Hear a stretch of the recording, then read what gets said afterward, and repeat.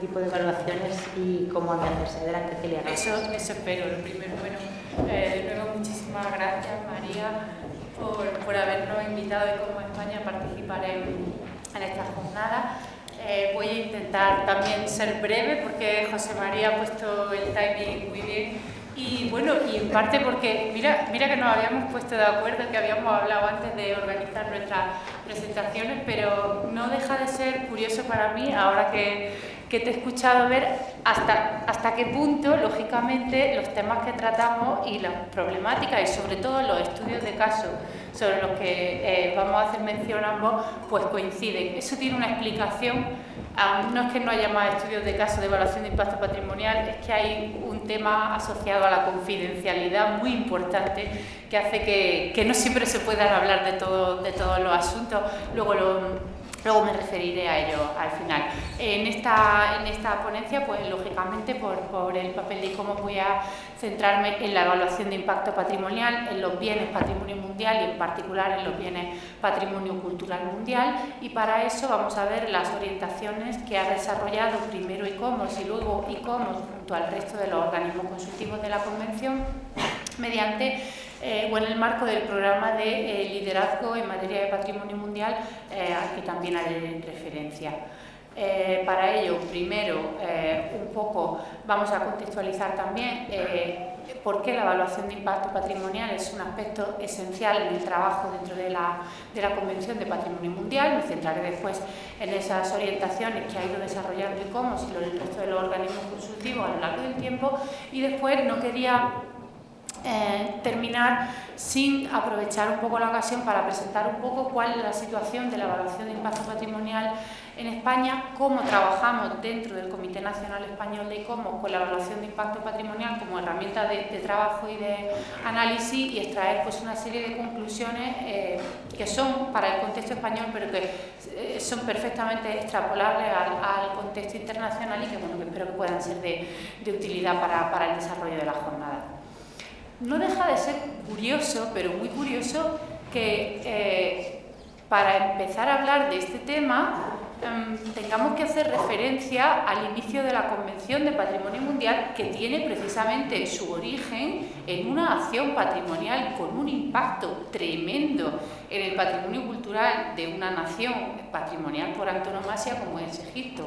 El traslado de los templos de Nubia con esas imágenes absolutamente impactantes que iban a quedar anegados, ¿no?, por la construcción de la presa de Asuán, y que en este caso no se prefirió trasladar los templos y no trasladar la ubicación de la presa. Claro, una acción con un tremendo impacto patrimonial que no hubiera pasado con éxito a día de hoy ninguna evaluación de ningún tipo. O sea, es una acción absolutamente impensable, pero una acción impensable que pone en marcha el mecanismo de cooperación internacional y de solidaridad internacional técnica, financiera, humana, que es verdaderamente el pilar en el que descansa la Convención de Patrimonio Mundial. Bueno, a margen de ese principio que es a la vez positivo y negativo, señalar que, como todos ustedes saben, pues la Convención sobre la Protección del Patrimonio Mundial, Cultural y Natural es el principal acuerdo internacional vinculante con el que contamos a nivel internacional en materia de patrimonio, y una buena prueba del éxito de la Convención es que es uno de los instrumentos internacionales más ratificados, más firmados en el mundo entero. A día de hoy son 194 los estados firmantes que se comprometen hay distintos compromisos, pero los primeros, los más importantes, son los artículos 5º y 6º, adoptar medidas jurídicas, científicas, técnicas, financieras para proteger el patrimonio en el territorio, no solamente el patrimonio mundial, sino todo el patrimonio que está presente en un estado parte de la Convención, así como legar esos bienes al futuro. Muy importante en relación con la evaluación de impacto patrimonial y con los tiempos que vivimos, no adoptar deliberadamente medidas que puedan dañar a su patrimonio o al de otro estado parte, absolutamente vigente en nuestros días, y informar de cualquier acción que pueda tener un impacto en el valor universal excepcional de los bienes. Para llevar a cabo, para cumplir con estas obligaciones, las directrices prácticas para la aplicación de la Convención, que han ido evolucionando extraordinariamente a lo largo del tiempo. Las del 72 tenían 22 párrafos y las actuales he perdido la cuenta, pero son más de 100 y pico párrafos. Hay 3 apartados específicos muy importantes. El párrafo 110, que se ocupa de insertar la evaluación de impacto patrimonial también en los planes de gestión de los bienes. El párrafo 118 bis, que se refiere de forma específica a la obligatoriedad de realizar una evaluación de impacto ambiental, patrimonial y o estratégica como un requisito previo para los proyectos y las actividades de desarrollo cuya ejecución pueda estar prevista dentro de la zona núcleo, la zona de amortiguamiento o el contexto de un bien patrimonio mundial. Y esa evaluación de impacto patrimonial, como veremos, tiene que incluir una previsión de las repercusiones, pero también medidas para la atenuación de los posibles impactos. Y el párrafo 172, que es al que nos podemos asir muchas veces los organismos consultivos, ¿no?, y los estados partes, que es la necesaria, obligatoria notificación previa al Centro de Patrimonio Mundial de cualquier tipo de proyecto de esta clase para que se pueda participar por parte de la Convención y del Comité en la búsqueda de soluciones cuando efectivamente se constata que puede haber un impacto patrimonial importante. No voy a comentar el ejemplo, pero está en pantalla y todo el mundo lo tiene en mente, así que no voy a incidir en ello. Tenemos en España el caso, ¿no?, de la Torre Peli en Sevilla, donde a pesar de los pesares, pues precisamente porque quizá en este momento la evaluación de impacto patrimonial aún no tenía ese carácter tan preventivo como el que queremos darle ahora, pues no se pudo finalmente evitar la situación. La evaluación de impacto patrimonial es una herramienta básica, por estas razones, para la protección de todos los bienes patrimonio mundial, tanto el patrimonio cultural como el patrimonio natural. Es una obligación tanto implícita como explícita para los estados parte, para las administraciones competentes en materia de patrimonio y para los gestores de los sitios. Hemos visto que la principal obligación es la protección del valor universal excepcional, la autenticidad y la integridad de los bienes. Hemos visto esos párrafos que, además, avanzando en la materia, incluyen la evaluación de impacto patrimonial en los planes de gestión, otra gran carencia, no solamente en España, sino en todos los sitios, ¿no? Y, además, la evaluación de impacto patrimonial es, en particular, un mecanismo absolutamente básico dentro de lo que llamamos el monitoreo reactivo.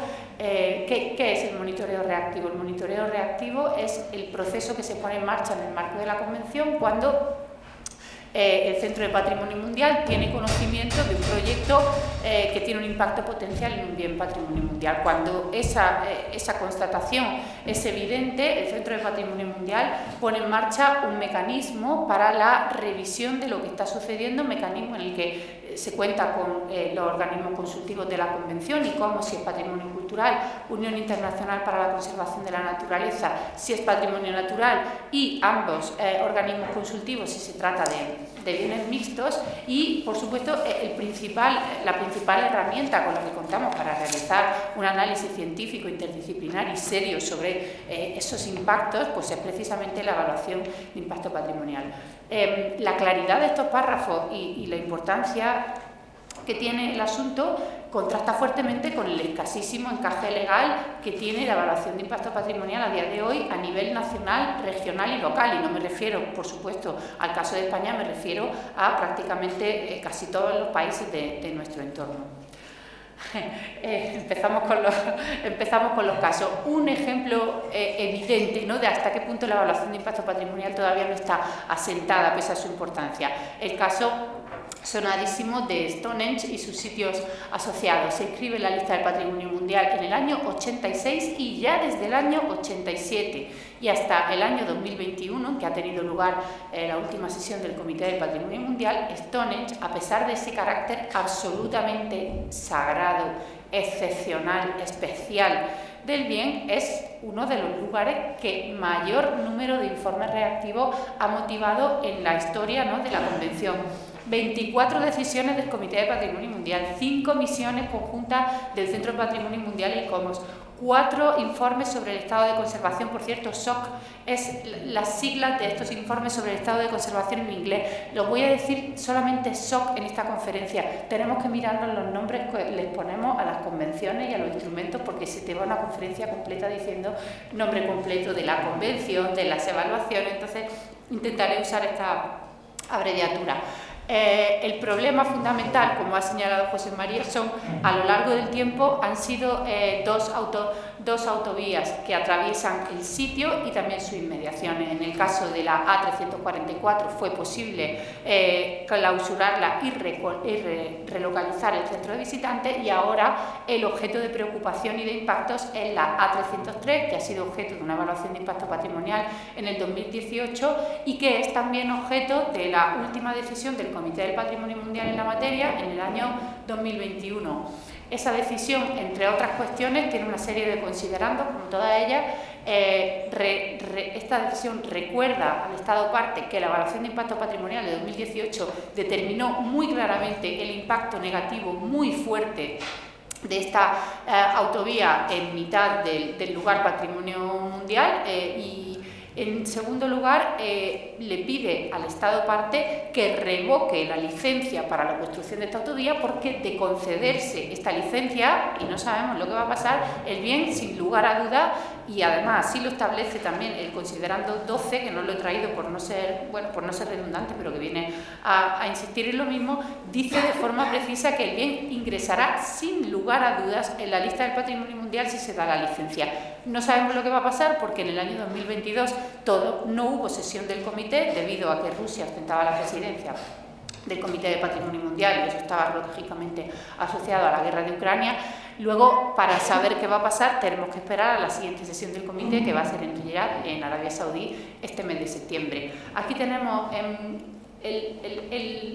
la estructura, ¿no?, de esta A303, que es el motivo de la preocupación actual. A mí me llama muchísimo la atención porque, si se dan cuenta, en rojo, como decíamos antes, que importantes los colores, ¿no?, para despertar conciencia. En rojo vemos los atributos del BUE que se verían afectados por la construcción de la A303 tal y como se planteó inicialmente. Esta es la solución que propone el Estado parte. Bueno, el Estado parte no siempre puede evitar estas cuestiones, no siempre tenemos las competencias necesarias, pero en este caso se soterra, como decía él, una parte bastante limitada de toda la autovía mediante un túnel, y con esa sola actuación se considera que no solo no va a ser un impacto negativo, sino que es incluso positivo. Verde significa positivo.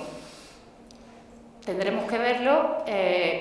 Suena, no sé, complicado, ¿no?, de poder creerlo hasta que no se vea exactamente, y no sabemos, como decía, no sabemos realmente qué sucederá y si el bien ingresará o no en la lista del patrimonio mundial en peligro hasta este mes de septiembre. Bueno, y como siempre ha sido consciente de estas amenazas que afectan al patrimonio y al patrimonio cultural en particular en el mundo, pues desde hace décadas. Y precisamente por esa razón, en esta segunda parte de la intervención quiero centrarme en los instrumentos para la evaluación de impacto patrimonial que ha llevado a cabo el Consejo Internacional de Monumentos y Sitios. Veremos muy rápidamente las orientaciones de 2011 y nos centraremos ya en las orientaciones actuales que se han llevado a cabo, como señalaba, en el marco del programa de liderazgo en materia de patrimonio mundial. Como decía, ICOMOS siempre ha estado implicado en la evaluación de impacto patrimonial. De hecho, ha estado implicado en la evaluación de impacto patrimonial incluso antes de que existiera la propia herramienta, y eso está asociado a su propio papel como organismo consultivo de la Convención de Patrimonio Mundial en la evaluación de las candidaturas de bienes culturales a la lista del patrimonio mundial y, lo que no es menos importante, el monitoreo, el seguimiento del estado de conservación de esos bienes. Para abordar esta situación y sobre todo para abordar el monitoreo, ICOMOS realizó en 2011 la primera guía de evaluación de impacto patrimonial para bienes culturales, patrimonio mundial, pero también pone en marcha otros mecanismos desde el año 2000, por ejemplo, la serie de publicaciones muy interesantes que les recomiendo mucho que la consulten, de Heritage at Risk, que es Patrimonio en Peligro, así como las alertas patrimoniales que están publicadas en la página web de ICOMOS y que recogen generalmente alertas sobre lugares patrimoniales que no son patrimonio mundial, pero que son bienes muy importantes también para para los países en los que están y, por supuesto, para todos nosotros. Junto a ello, es importante señalar que ICOMOS ha construido el marco filosófico y doctrinal de la conservación internacional a lo largo del tiempo, y eso implica la redacción de algunos textos internacionales que están directamente relacionados o que se anticipan incluso a la evaluación de impacto patrimonial. Muy importante la Declaración de Xi'an sobre la conservación del entorno de las estructuras, sitios y áreas patrimoniales, la Recomendación sobre paisaje histórico urbano, que es producto del trabajo conjunto entre la UNESCO y los organismos consultivos de la Convención, y en los últimos tiempos la evaluación de impacto patrimonial se ha asentado también como un mecanismo para evaluar los impactos que están asociados al turismo, y está recogida en la Carta Internacional sobre Turismo Cultural Patrimonial de ICOMOS del año 2022, que he tenido el privilegio, la suerte y también el mucho trabajo de poder coordinar, y que era importante, ¿no?, que incluyera también la evaluación de impacto patrimonial.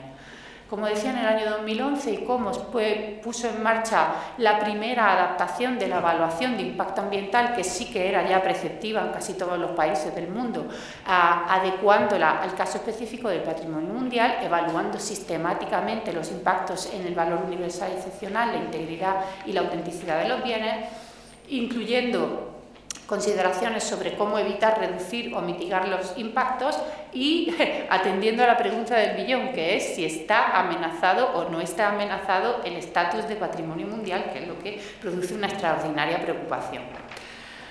Esta guía del año 2011 ha sido objeto de un proceso muy concienzudo, sistemático y prolongado, también he de decir, en el tiempo, de revisión ya junto al resto de los organismos consultivos de la Convención, y ha dado lugar a la Guía para la Evaluación de Impacto Patrimonial en Patrimonio Mundial, publicada después de una gran espera en el año 2022.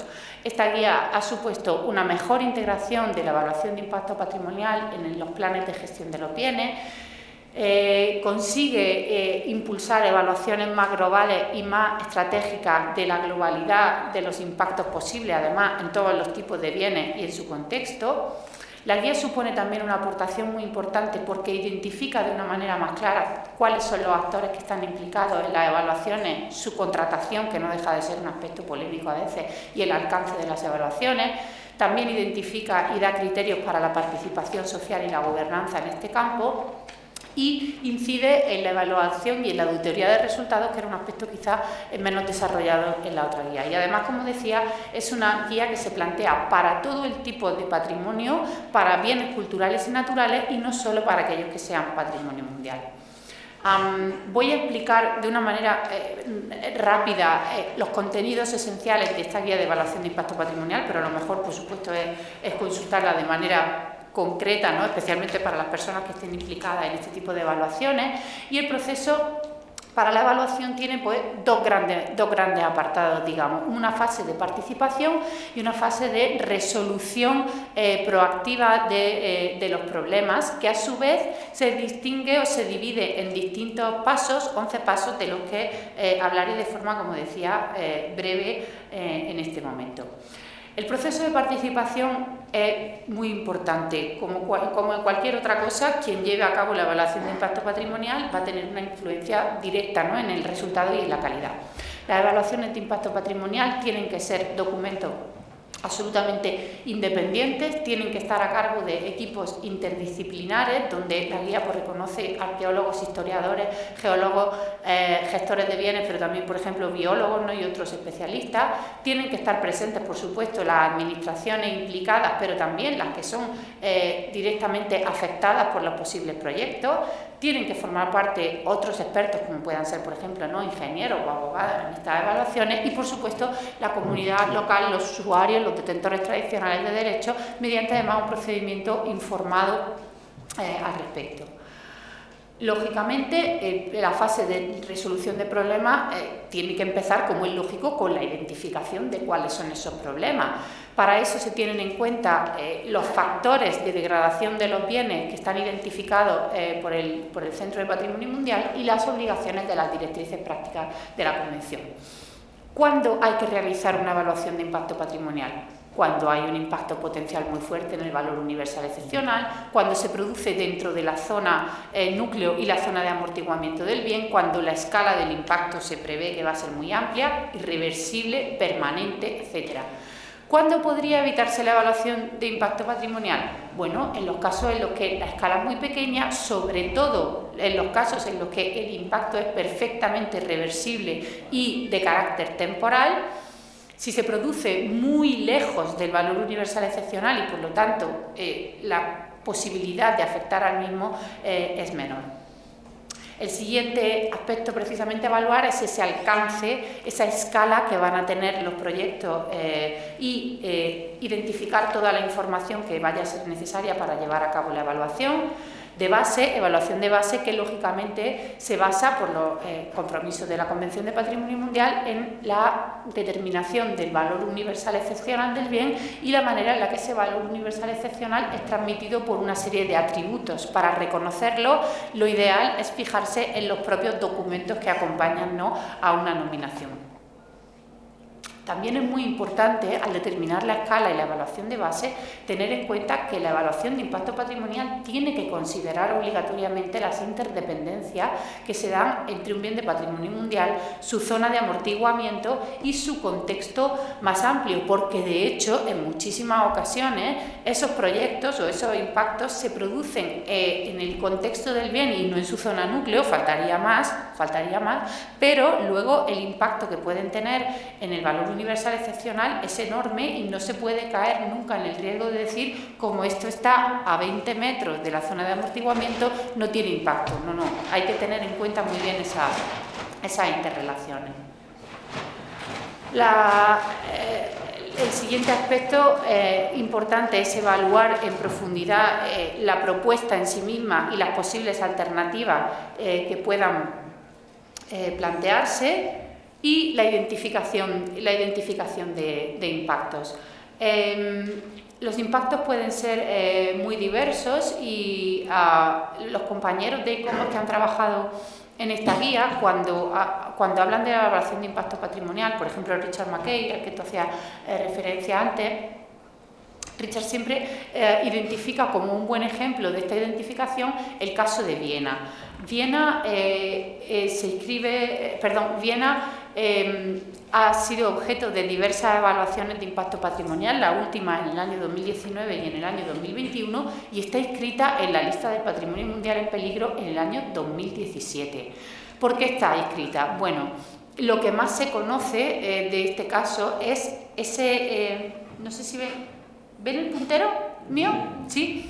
Bueno, lo más conocido de por qué el ingreso en la lista del Patrimonio Mundial es este edificio, el proyecto EUMART INEU, que incluye un hotel, el Hotel Intercontinental Viena, el Club de Patinaje sobre Hielo de Viena y el Concert Hall, el auditorio de Viena, un edificio de gran escala, con un impacto visual importante en el centro histórico de la ciudad, impacto visual que se identificó mediante la recopilación de vistas históricas de Viena, pero también vistas contemporáneas, ¿no? y a través del uso, ¿no?, de este tipo de montajes.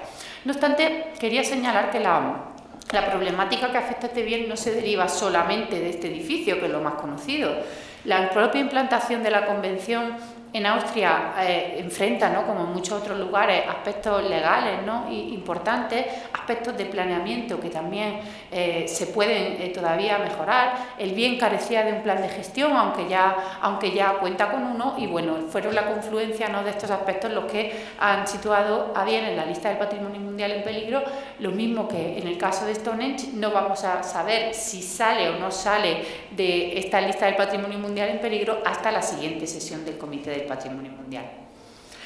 Una vez que se han identificado los impactos, se pueden evaluar los impactos. Son dos aspectos distintos. Primero se identifican y luego se evalúan. Y para eso, como señalaba José María, contamos con diversas tablas donde se evalúan distintos aspectos del impacto. Por una parte, hay una gradación y unos códigos de color que van desde el impacto neutro o nada significativo hasta impactos enormes, que se miden tanto en los bienes patrimonio mundial y su valor universal excepcional como en otros bienes que se puedan ver afectados.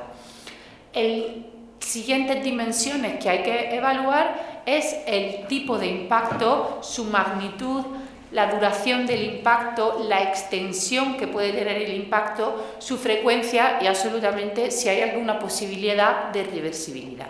Del cruce de estas dos tablas se obtiene una evaluación global de los impactos, que es la principal tabla, ¿no? Esta que veíamos que sirve, ¿no?, para presentar a las autoridades y especialmente, ¿no?, a los proponentes, ¿no?, de los proyectos que puedan tener un impacto, y que es además fundamental para la redacción del informe final. Es imprescindible intentar mitigar los impactos negativos si es que se pueden mitigar, porque hay ocasiones en que no se puede, y hay que intentar reforzar los positivos. Y de esto lo que me interesaba mucho subrayar es que este es un proceso iterativo. La evaluación de impacto patrimonial no se puede producir sobre un proyecto y abandonarse. ¿Por qué? Porque se produce una evaluación de impacto patrimonial, el proyecto cambia, esperemos que el proyecto cambie, para eso se ha hecho la evaluación de impacto patrimonial.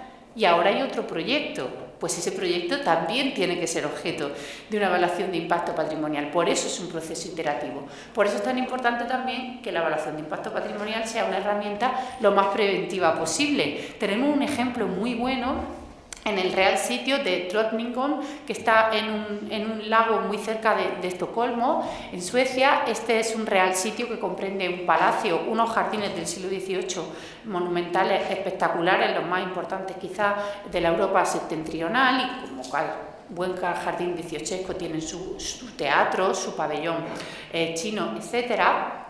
Y esta zona se va a ver también afectada por la construcción de diversos nodos de comunicación. En esta ocasión, la evaluación de impacto patrimonial se ha utilizado como una herramienta de carácter preventivo. Se han llevado a cabo evaluaciones de impacto patrimonial para cada una de las fases de esos proyectos, colaborando siempre el Estado parte, ICOMOS y el Centro de Patrimonio Mundial, y eso lo que ha permitido es que ni siquiera se haya tenido que realizar uno de esos informes sobre el estado de conservación de los bienes o SOC, porque sencillamente se han ido resolviendo los problemas de manera previa a la ejecución de los proyectos. El informe es un aspecto esencial y, como había comentado José María, no me voy a detener mucho en este caso. Villa Adriana en Tivoli, que efectivamente se ha identificado como un ejemplo, es un ejemplo yo creo que doblemente positivo. Primero, porque ha servido para que el proyecto no tuviera lugar, pero también por la claridad con la que se identificaron las problemáticas. La principal pregunta, efectivamente, era continuar el proyecto. Yo había puesto una diapositiva en medio para aumentar la intriga, pero ya hemos sabido el resultado final, es que la evaluación no tuvo lugar. Antes de llegar a cabo esa decisión, hay un paso intermedio, que es la revisión del informe. La revisión del informe final de evaluación de impacto patrimonial lo tiene que llevar a cabo la administración competente, el Comité de Patrimonio Mundial, el Estado parte implicado y los organismos consultivos, y con esas evaluaciones con las que deberíamos de llegar al proceso de toma de decisiones. Volvemos a Villa Adriana. No deja de ser sorprendente que se hubiera ni siquiera planteado la construcción de un vertedero en un lugar tan especial, tan único, en sus inmediaciones. Claro, no era dentro de Villa Adriana, más ese proyecto de vivienda en Ponte Lucano, y bueno, hay que felicitarse porque en este caso la evaluación de impacto patrimonial supuso que el proyecto se detuviera absolutamente. Un último aspecto muy importante es el seguimiento de las evaluaciones de impacto patrimonial. ¿Para qué hacemos una evaluación de impacto patrimonial si luego no tenemos un monitoreo de lo que sucede? Y sobre todo es importantísimo que todas esas medidas para mitigar, para revertir los impactos, después formen parte del proceso de los proyectos en sí mismos, cuando se decide que un proyecto efectivamente puede desarrollarse, aunque con digamos, pues correcciones, ¿no? Es decir, las medidas de mitigación tienen que formar parte del informe final, tienen que formar parte de Por supuesto, la concesión de licencia, y en eso es la administración competente quien tendrá la competencia. Los pliegos de condiciones de los proyectos tienen que tener en cuenta esas medidas y, por supuesto, la ejecución posterior de los proyectos. Con esto, no sé cómo voy de tiempo. ¿Sí? Voy muy rápida. Sí, siempre pienso que me falta tiempo. Bueno, como decía, quería acercarme también, ¿no?, al final de esta exposición, pues recogiendo un poco cuál es la situación en España y cómo trabajamos dentro de ICOMOS España con la evaluación de impacto patrimonial y en general, ¿no?, con las alertas patrimoniales. Bueno, con una conclusión de carácter más general es que, como hemos visto, se han multiplicado absolutamente las amenazas a las que se enfrentan los bienes patrimonio mundial. Estas amenazas, si nos fijamos en los 14 bloques de factores de degradación que ha identificado el Centro de Patrimonio Mundial, identificándolo mediante la toma de conclusiones de los 2 ciclos anteriores de informes periódicos, ¿no?, a través de se han extraído cuáles son los principales factores de degradación. Y se ha encontrado, como ha comentado José María, que los principales impactos son la infraestructura. Ya ven que de los ejemplos que hemos puesto, muchos son carreteras, puentes, etcétera, centros comerciales, edificios y torres de gran altura, renovaciones, demoliciones, modificaciones de la política de uso del suelo, impactos debido al turismo masivo o turismo no gestionado, y en general intervenciones absolutamente insensibles, ¿no?, y fuera de escala. 2 ejemplos importantes, el Valle del Dresde, que ya ha comentado él, y el último bien que ha salido de la lista del Patrimonio Mundial por la misma razón, de construcciones de una escala absolutamente insensible para el valor universal excepcional, que sería en caso del Liverpool, que salió de la lista en el año 2020. ¿Y cuál es la situación en España? Pues más o menos la misma que la que nos encontramos a nivel internacional. Las carencias aquí que hemos detectado especialmente nosotros, ¿no?, en ICOMOS España, mediante las alertas patrimoniales que nos remite la sociedad civil, asociaciones, expertos, etcétera. Como decía, las carencias más señaladas que hemos encontrado están relacionadas con la gestión, con la ausencia de planes de gestión y de planificación y de una cultura de la prevención de la que carecemos bastante, presiones debidas al desarrollo, incumplimiento de la propia normativa de protección de patrimonio en España e incumplimiento muchas veces por desconocimiento a veces de las directrices prácticas para la aplicación de la Convención de Patrimonio Mundial. A estos factores le siguen muy de cerca a día de hoy la instalación de infraestructura y equipamientos relacionados con las energías renovables. También en esto coincidimos en nuestra visión entre el Ministerio de Cultura e ICOMOS España, y quería destacar en este sentido el papel muy pionero que está teniendo el Comité Nacional Español de ICOMOS con la redacción de una guía de buenas prácticas para la instalación de este tipo de energía en lugares que son importantes por su patrimonio cultural. Mi compañero José Alberto Alonso y mi compañera Clara Villalba son los que han trabajado especialmente en esta guía de buenas prácticas. Guía, claro. Es que él es fantástico, aquí sí. Sí. Y lo...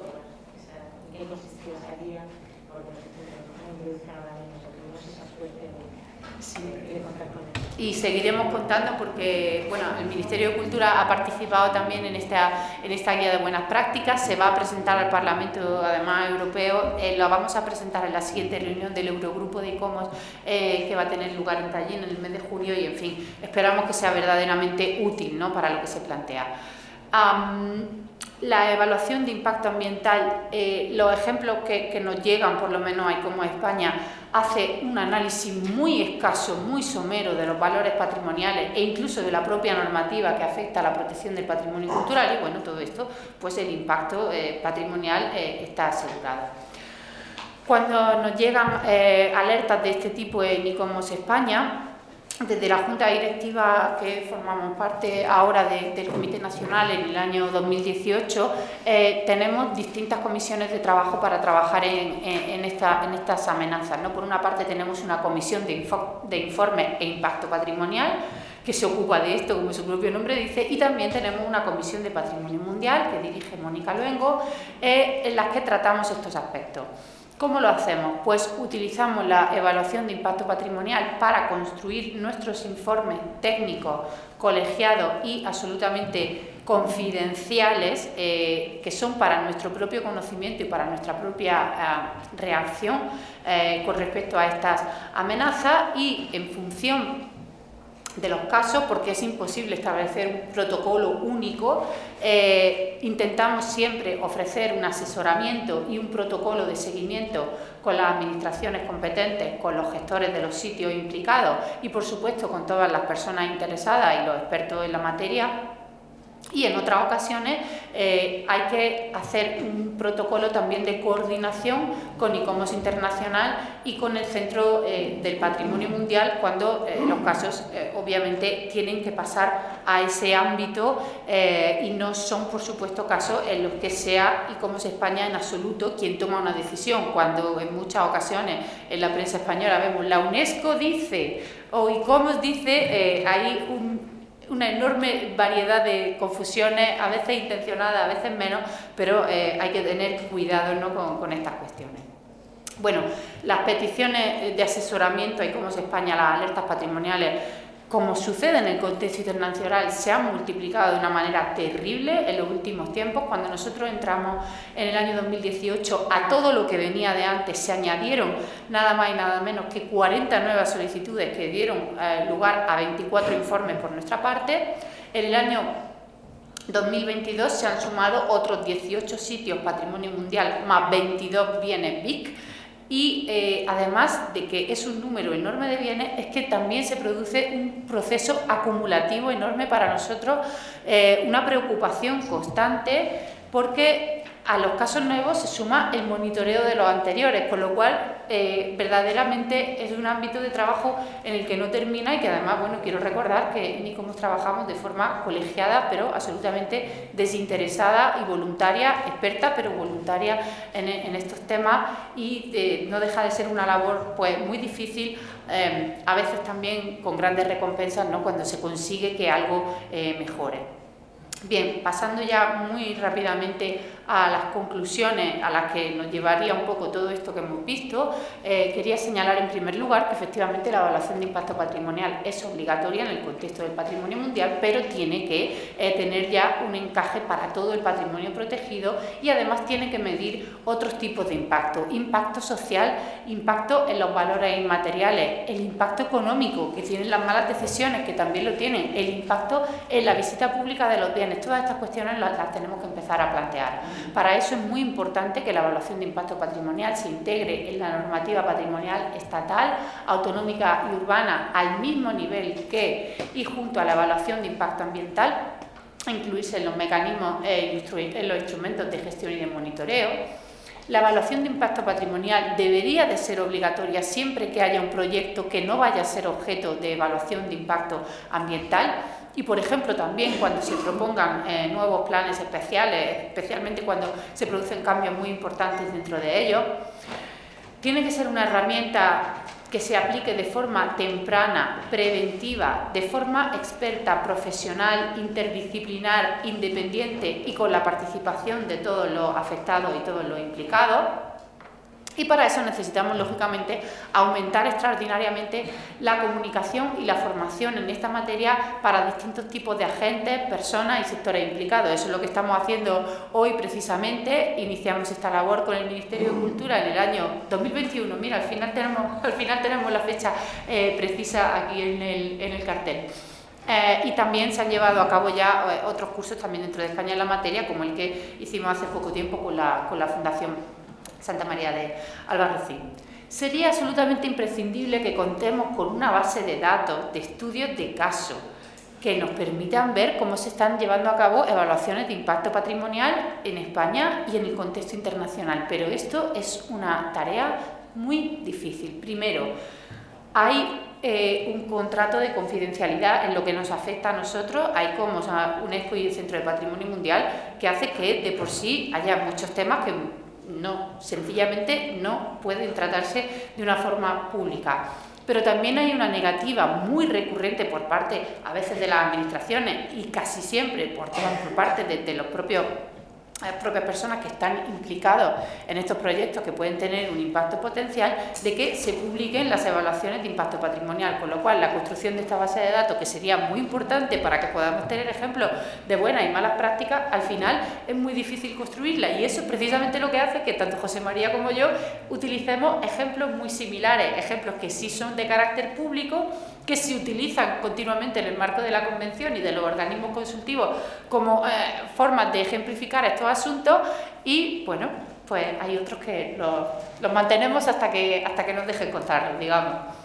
Bueno, y ahora con esto finalizo de verdad. Sí quería señalar que los retos para la evaluación de impacto patrimonial son un espejo, son un reflejo en definitiva de los propios desafíos a los que se enfrenta la implementación de la Convención de Patrimonio Mundial a los 50 años de que se redactara este instrumento tan importante, ¿no?, en el año 1972.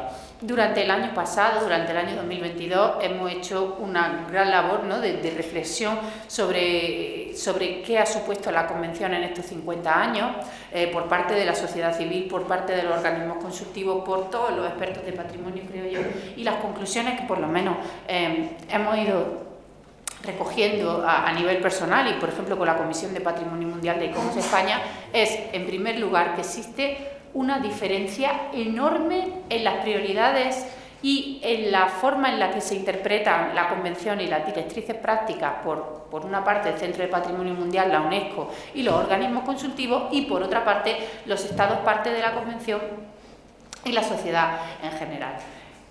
El problema fundamental, desde mi punto de vista, al que nos enfrentamos es la obsesión por las nominaciones. Esta obsesión por las nominaciones, los 1000 y pico bienes que hay inscritos en la lista del Patrimonio Mundial, pueden llevar a, si esta tendencia continúa, al propio colapso del sistema y sobre todo de su credibilidad. ¿Por qué? Porque resulta imposible monitorizar estrechamente el estado de conservación de un número tan alto de bienes, así como su adecuado uso y disfrute. Si no tenemos más recursos para el Centro de Patrimonio Mundial, para los organismos consultivos, si las nominaciones siguen aumentando pero tenemos el mismo personal, el sistema lógicamente no puede funcionar con la misma eficacia con lo que pudo hacerlo en décadas pasadas. Eso lógicamente multiplica las amenazas, muchas de ellas no tienen consecuencias para los agentes implicados y para los promotores, pero en cambio sí tienen efectos muy negativos en el patrimonio y en las personas que se ven afectadas. Por lo tanto, quizá ha llegado el momento en el que la Convención de Patrimonio Mundial se plantee otro objetivo, un objetivo que no es ese reconocimiento de lo universal, excepcional, tan difícil a día de hoy, con 1000 y pico bienes inscritos en la lista del Patrimonio Mundial, sino, ¿por qué no?, identificar los bienes que estén mejor conservados, mejor gestionados y mejor puestos a disposición del disfrute y del bienestar social como elemento fundamental que es el patrimonio, ¿no?, de la calidad de vida, tal y como queda recogido no solo en la Convención de Patrimonio Mundial, también en la Convención de Faro y antes que ella, por ejemplo, en nuestra Constitución española. Sin duda, si la lista del Patrimonio Mundial se ciñera a esos bienes que no solo tienen valor universal excepcional, sino que además están excelentemente protegidos, nos encontraríamos quizá con una lista un poquito más reducida. Así que, como consecuencia, como conclusión general, pues señalar que, como hemos visto, ¿no?, en los diferentes encuentros en los que hemos participado en el año 2022, quizá la necesidad no es que la Convención cambie de una manera drástica para sus siguientes 50 años, sino que se aplique y que simplemente de una manera apropiada, incluyendo, por supuesto, la evaluación de impacto patrimonial. Y nada más, muchísimas gracias por su atención y por haber venido esta mañana.